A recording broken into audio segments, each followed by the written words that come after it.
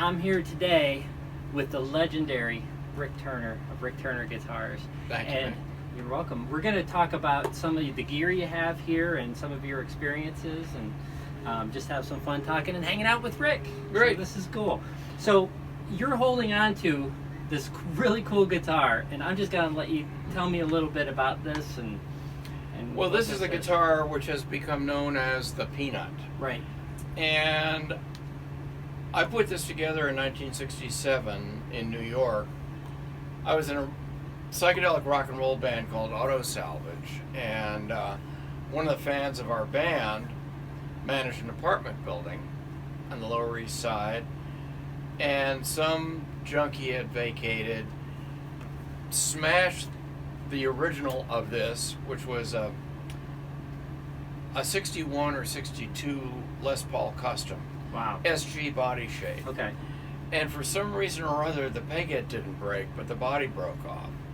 So I bought the neck and pickup assembly and harness from the guy, and then went to a little cabinet shop around the corner from Bleecker and Bowery. So cabinet shop, like furniture making cabinet shop? It was just Wood just shop? an ordinary, New York at that time had these funny, well, they still do, but they're these sort of half basement. There are these, in a lot of buildings, there's like, you walk down 3 or 4 steps, and it's not really a basement because there's a window. Right. But it's not really the ground floor either, And anyway, there was this cabinet shop, and I gave them a tracing of what I believe is an 1860s Carl August Glasel guitar. Okay. German-made, romantic, considered now the romantic era. And this was the body shape. Wow, okay. And so I asked these guys to cut me out a mahogany slab, and they did, and I took it home to our place at 13 Bleecker Street, and somehow or other put this thing together. It's kind of funny because I did it on our kitchen table, and I talked to my ex-wife Amber about it on Sunday, just this past Sunday. I said, Amber, how the hell did I do that stuff? And she said, you had a Dremel. Okay. Everything is revealed. So mahogany body. I veneered the back with walnut. Same with the sides. I veneered the sides. The back is book matched walnut. I did this marquetry stripe down the center of the back. And what's this here? This is not original to 1967. Okay. This is like 1970 or 71. Okay. When I had it, Amber is trying to find, she may have photographs of it from 68 or so. Before. I don't. Before whatever. When it was still a 3 pickup guitar at that point. When I had it, I had the neck and bridge pickups on one channel with a pickup selector, and I had the middle pickup on a second channel.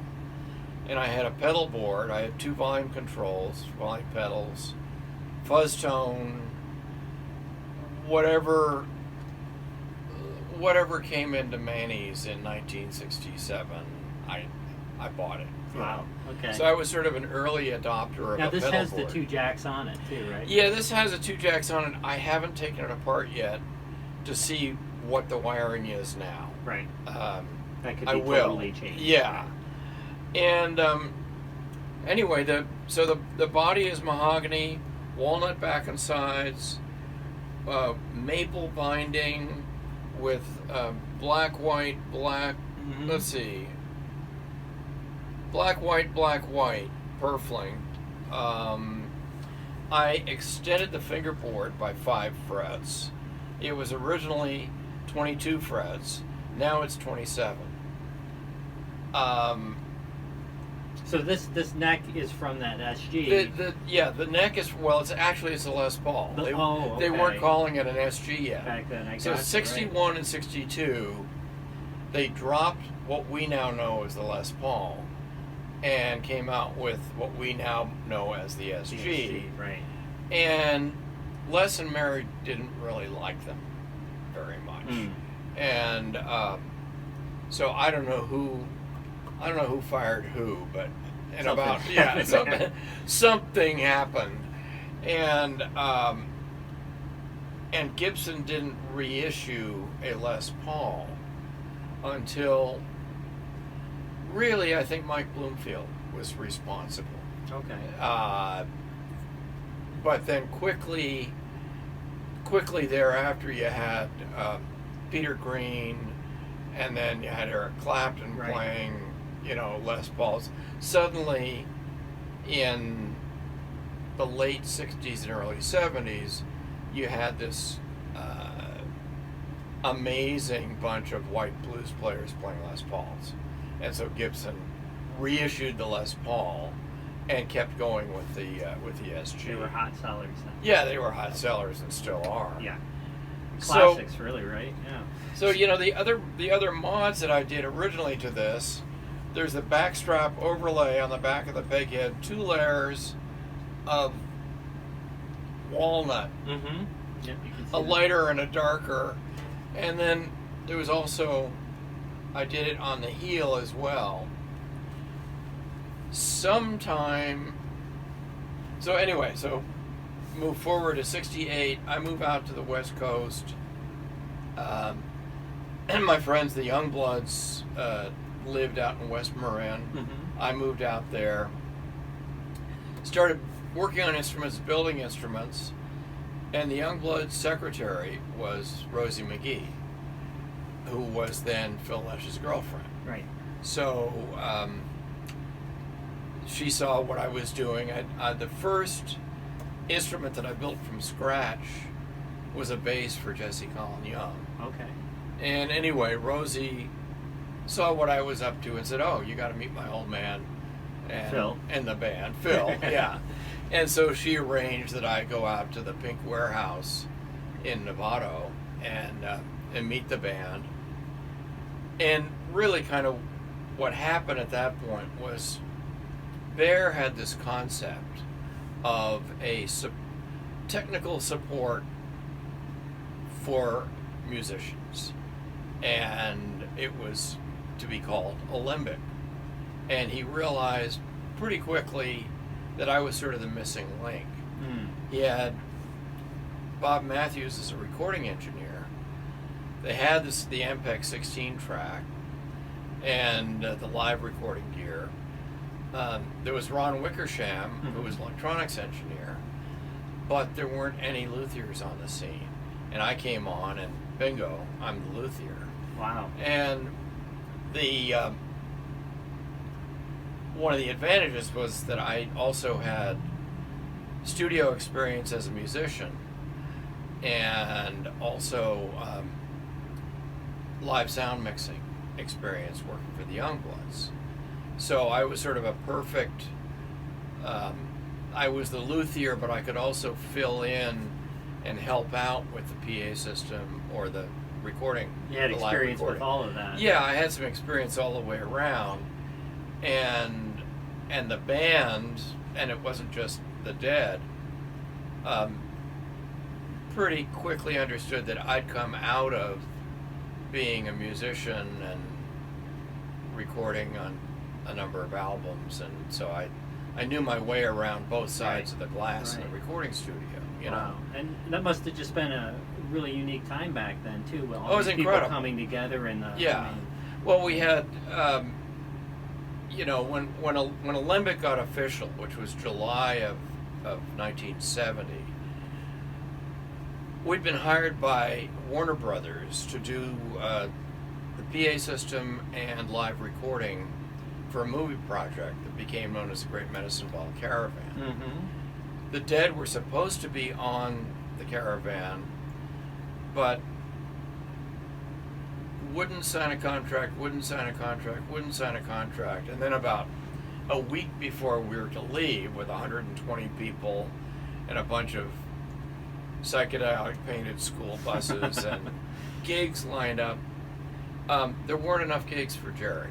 I mean, if Jerry wasn't playing 5 nights a week, he was not happy. That's what I've read and heard from everybody, that he just wanted to be playing all the time. You know, 3 gigs a week was not enough for him, you know. And, but Alembic was contractually obligated to go on the road and do this. So we did. Came back. We had a place on Judah Street in San Francisco, and I had my little guitar shop in the basement. Electronics were up above. We had storage for the PA and the live recording gear and all that.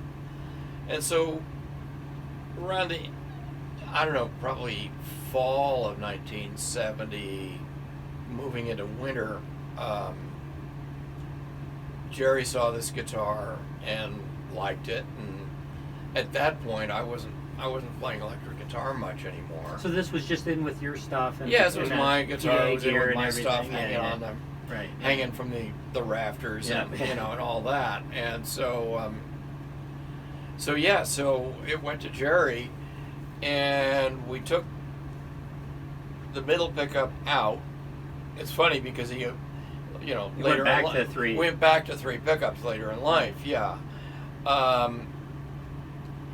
and then used it for 3 months, 4 months in 1971. Now I heard or read somewhere that it was on the recording. It's on the Skull and Roses. Skull and Roses. Yeah, recording. this is the guitar on Skull and Roses. That's amazing. Yeah, that's amazing. And it's interesting because it's really just this guitar into a twin. Right. You know, a twin plus, but basically that's what it is. So there's no Mutron or, you know, none of that it's stuff. It's just the raw. Yeah, it's just the guitar. Yeah. Moving forward, I lost track of the guitar. I understand that Jerry wound up giving it to his brother, Tiff. Mm-hmm. But then eventually it wound up at Rock Scully's with the neck broken off. And that's how the current owner, Walt Dixon, found it. Okay. Walt was a friend of Rock's, and he saw this guitar in 2 pieces in Rock's basement in Monterey, and traded him some Japanese acoustic 12-string guitar for it. And then Walt had somebody put the neck back on, and the guy added this chunk here. Right. And I don't really know how it is underneath that. Right.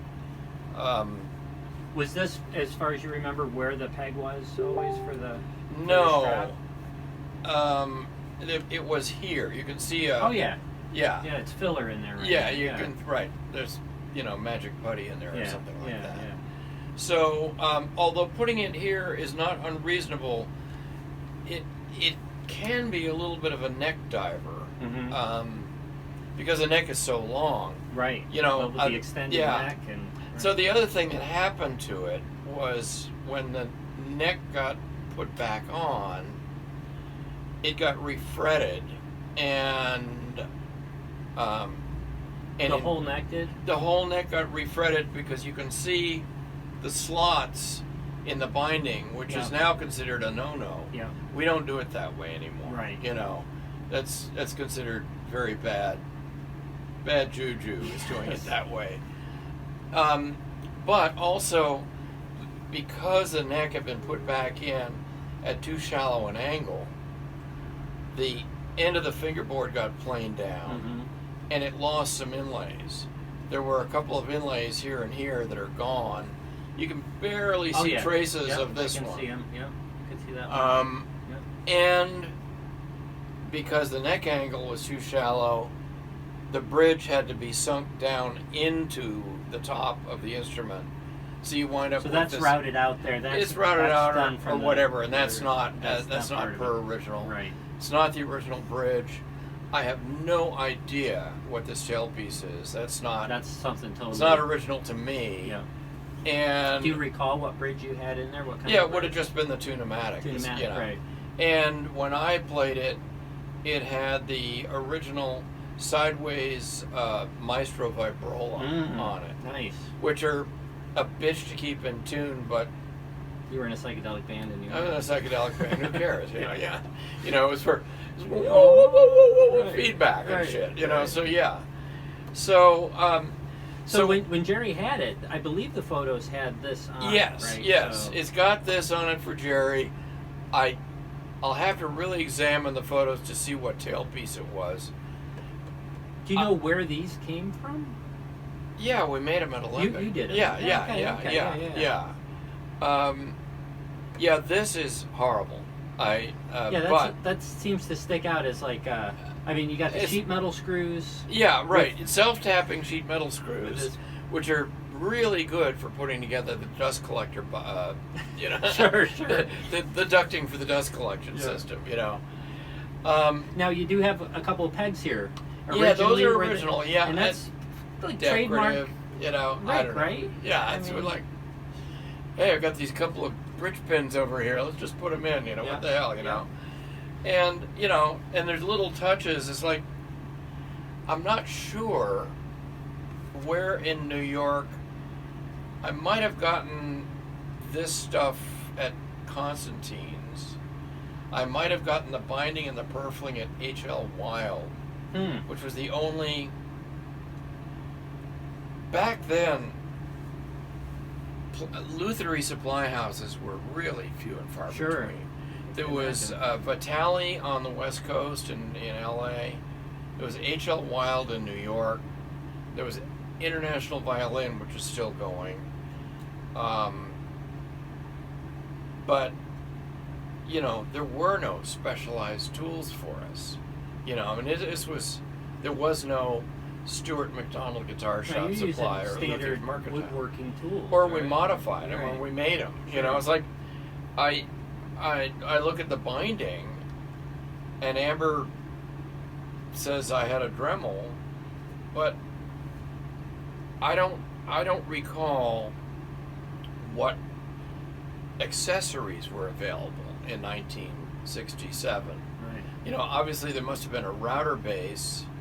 I may have had to make guides and stuff like that. I don't know. Wow. But, you know, it's kind of funny because I look at it and I go, you know, it's not bad. It's a pretty good job. It's a pretty good job, right? It's You know? nice. I did that. How do I do that? How I do that? It was 52 years ago. Well, it's you know? a really cool looking guitar, Rick. It Thanks. really is. Yeah. And now your Model 1 is based on this. Yeah. shape. So that shape resonated with you from Well, it's then this on, beautiful little guitar that I had that burned up in a fire. You know. You know, you add the cutaway to this, and you've got a Model 1, essentially. So yeah, so this is where the Model 1 came from, you know. And it's interesting because there weren't many people, particularly on the East Coast, doing this kind of custom electric lutherie, you know. And so I knew Dan Armstrong, and he was working with Ampeg, designing the acrylic plexiglass see-through guitars. Right. Was anybody doing anything like this, really? I mean, I didn't know anybody doing anything like this. You know, there are a few. You know, in the village at that time, Greenwich Village, there were a couple of classical guitar makers. Eugene Clark. There was a guy, Papazian, who also made ouds. Michael Gurian was starting to do some stuff, but I didn't know anybody at the time doing electric stuff. Well, it's so cool because it does have that kind of Renaissance look to it, you know. That Yeah. I mean, Well, I was influenced by that romantic era, Yeah. 1860s It's just guitar, you know. Which, you know, there's one up there. Yeah. You know, so Yeah. for the same era, you know. That one might be earlier actually, so Wow. might be 1820s. Beautiful. So yeah, I like to bring in with my designs. I like to bring in elements of the past that you may not be able to absolutely easily identify, Right. but they trigger little bits of you know, lutheric genetic memory or something like that. Love you that. know, yeah. So there's something slightly familiar going on, and that kind of draws the eye, and you know, and for better or for worse, as guitar makers, we have to attract the eye first. If you can't get them looking and wondering, you don't get them playing. Yeah. Just the way it is, you know. Oh, that's Even true. though the playability and tone are the most important things, it's the looks that catch the eye and bring people to the instrument. And some of those guitars, I mean, this one, the Gibson Explorer, right? Yeah. The Flying V. Yeah, you go, what's that? I want to try it. Right. You know, and that's the deal. It's like, if you can't get them to try it, you can't get them to buy it. Right. You know, that's great. that's So the what are deal. your plans with this right now? What do you? I'm gonna document it. I'm gonna You take it apart. I'm gonna take it apart, see what's inside. I have no idea. I'm gonna document it. I'm gonna tool up kind of old school to make a prototype of a reissue. I'll do one to kind of work things out, and then I think I'll do half a dozen of them. Nice. And just see how they go. I've already got some people interested, and so I think I'll start with I'm going to keep the first one, mine. Yes. Haven't built myself a guitar in a while. Well, it's You know, about it's time. about time. It's Yeah, about yeah. time. So I'll do that. Yeah, I'll do the first one and kind of work out the details. Now, when I got to hold the guitar the other day, I got to play it a little bit, and it played remarkably well.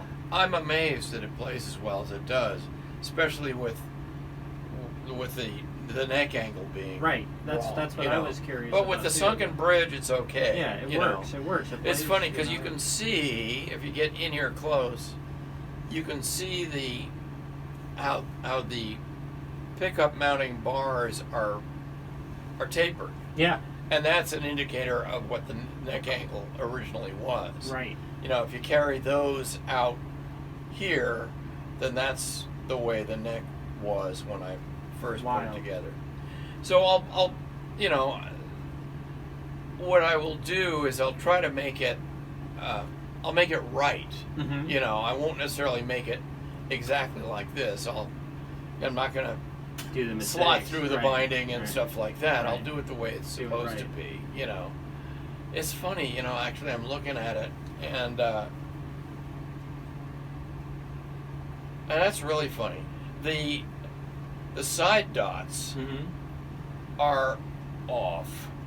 They're poking slightly north down here, and I don't you can see they're not centered. Yeah. And I don't know whether that may be When they redid binding it, maybe? shrinkage Ah. over the years, but they're slotted through. I don't know. It's funny getting into kind of like the forensics of Yeah. what happened to this one. I feel like a coroner. You know. Well, it'll be real interesting. How did that one get killed? You know. To see, did you have a buffer in it or anything? Did No. you ever Oh, use no. anything? Or This did was Jerry like, use anything? No, back then? no. So you guys didn't. It was just, well, the pickups are for all intents and purposes PAFs. Right. They're patent years, but after Gibson got the patent, for 2 or 3 years at least, the specs on the pickups didn't change. Okay.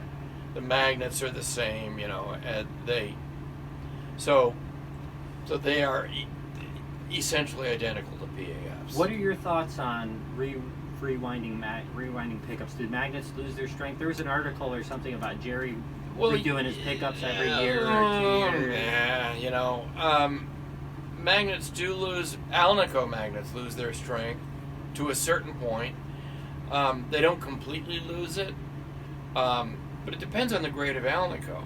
Like Alnico 2 is somewhat subject to self-demagnetization, and there's a ratio of the height of the magnet with north and south, Mm-hmm. or south-north, to the diameter or the width of it, and so Alnico 2s really have to be a 1-to-5 ratio, or they self-demagnetize fairly easily. Oh, wow. Okay. Alnico 5s, it's not a problem, but any of these Alnico magnets, they charge up to a certain level, and then they sag down, and then it levels out. And so if you remagnetize them, it changes them. One of the things is that and it's been interesting talking to some of the gurus of pickups over the years. Seth Lover, who designed these, Mm-hmm. Bill Lawrence, Dan Armstrong, you know, people that really know their stuff. You can't make any change to a pickup without changing it. I mean, even to the point like Bill, when Bill was working for Gibson and I was working for Gibson, he demonstrated to me that when Gibson changed from the wooden spacer in the humbucker to plastic, it changed the sound of the pickup.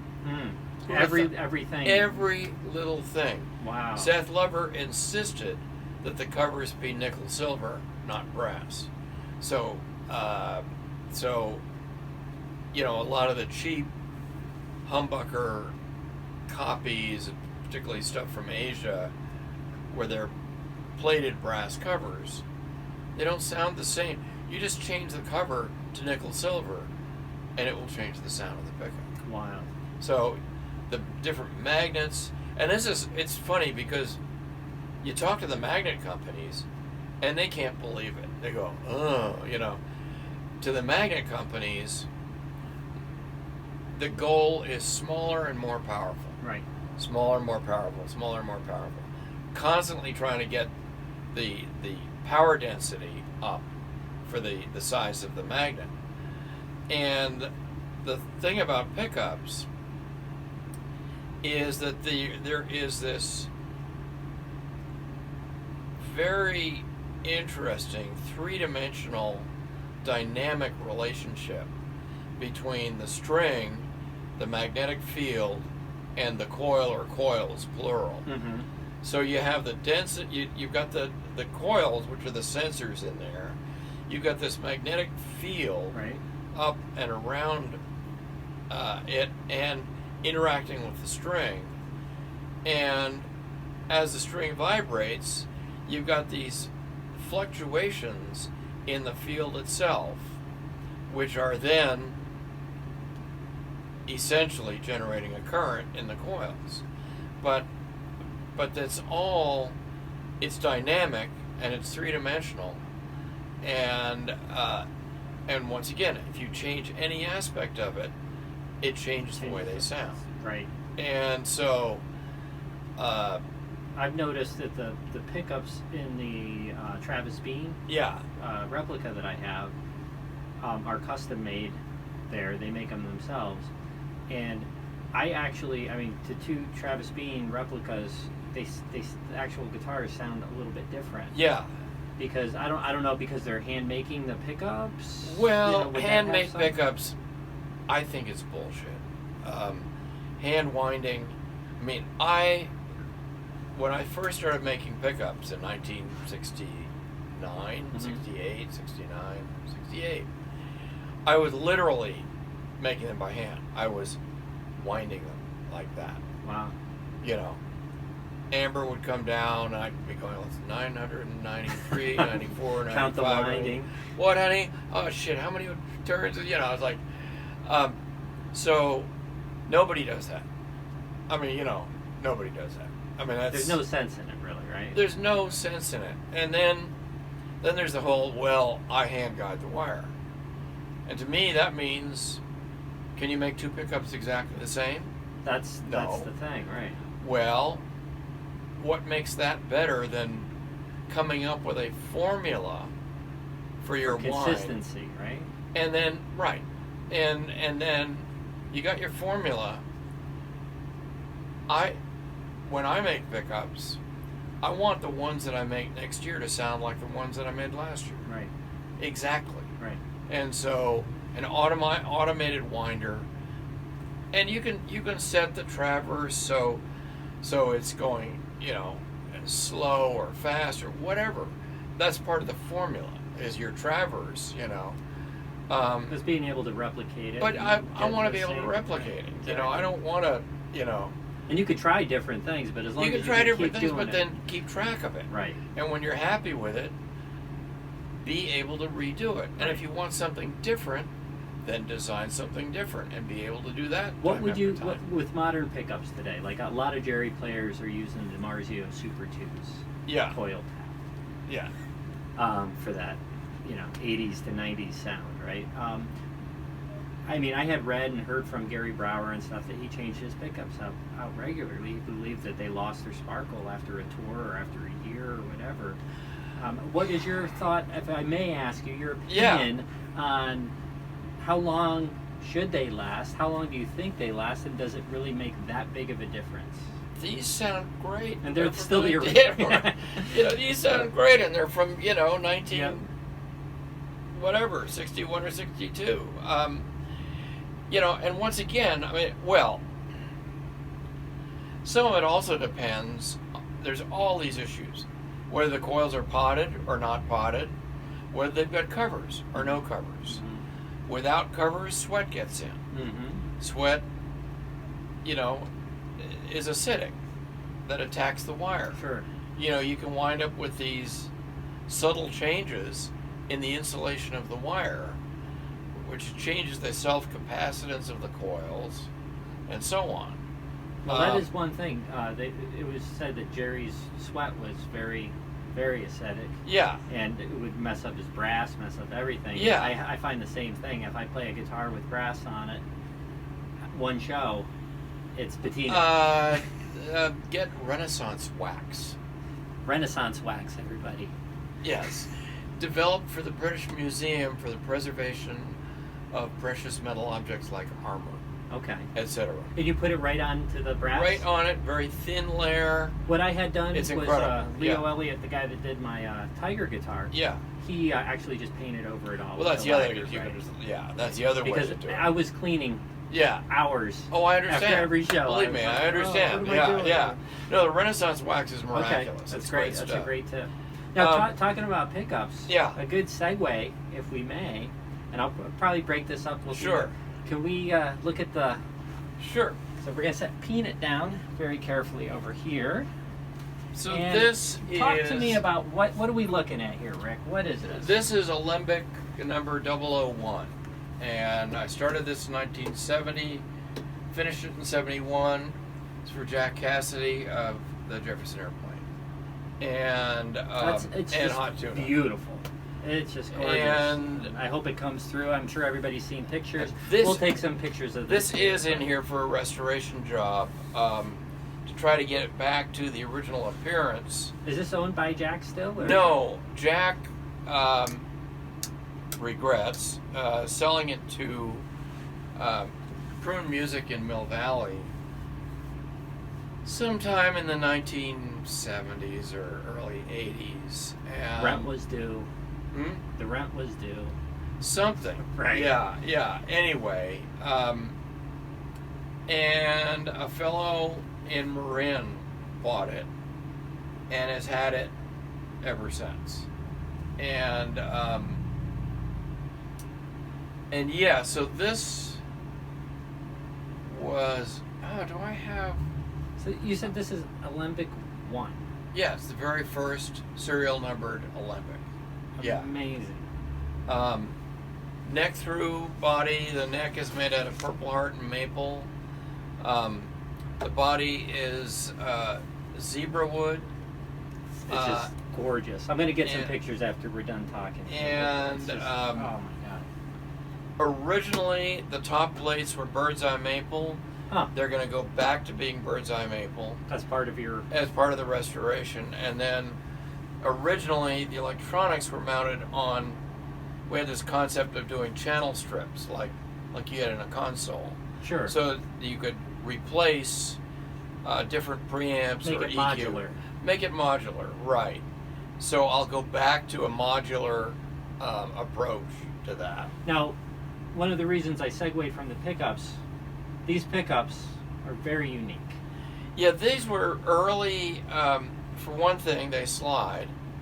And then with telescoping brass tubing, the wires just drop back into the body.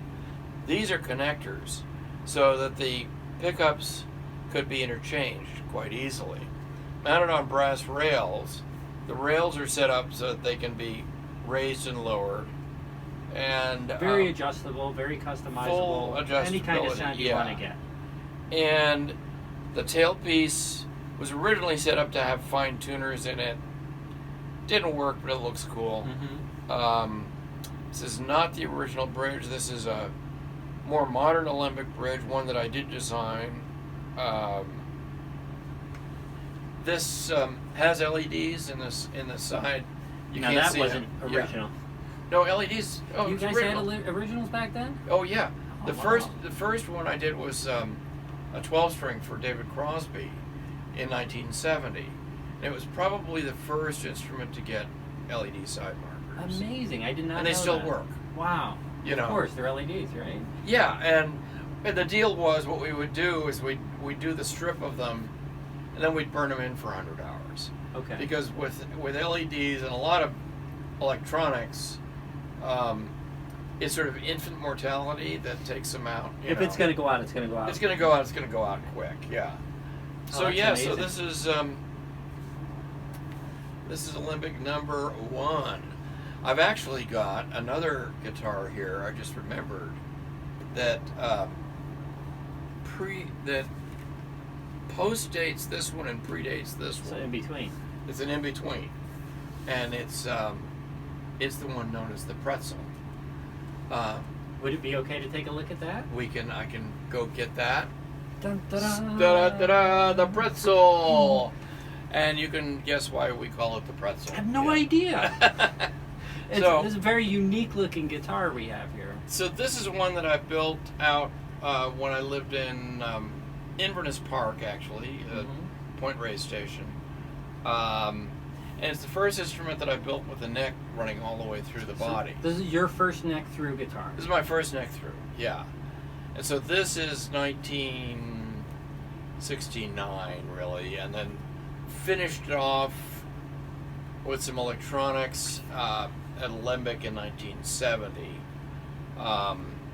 Early pickups, trapezoidal. On these, we were talking about magnets earlier. On these, I actually cut the magnets myself out of blocks of ceramic magnet material. Wow. And then charged them on a magnetizer that I put together. You built it yourself? Yeah. Wow. Yeah. Okay.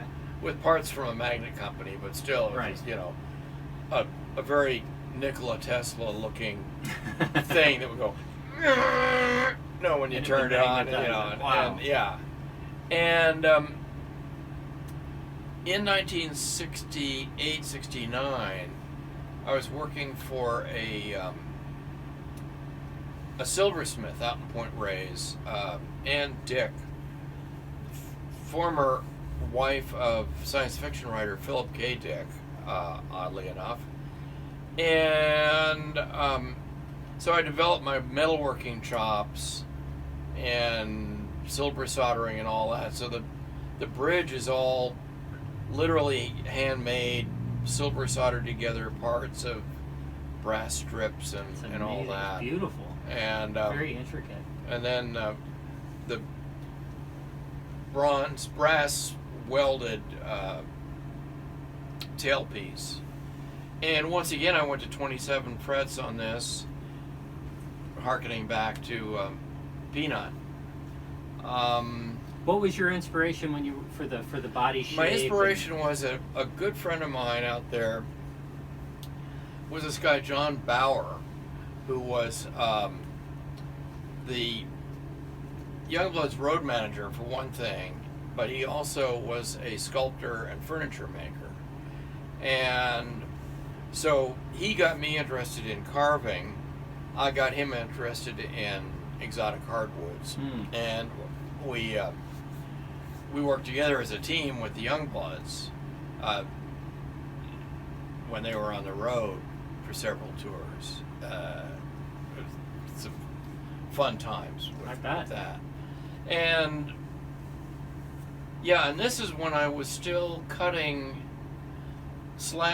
abalone shell directly out of the shells. Wow. There were no sources. So you were taking shells and slabbing them on a diamond saw.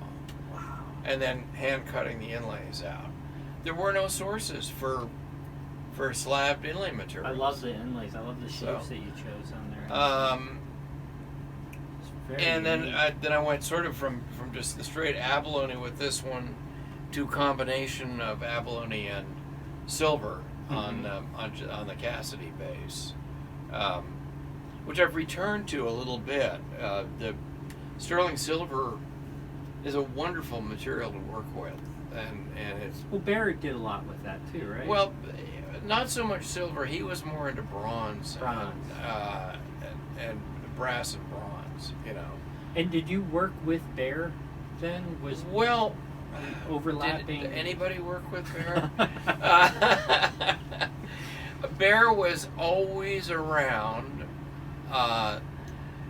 and he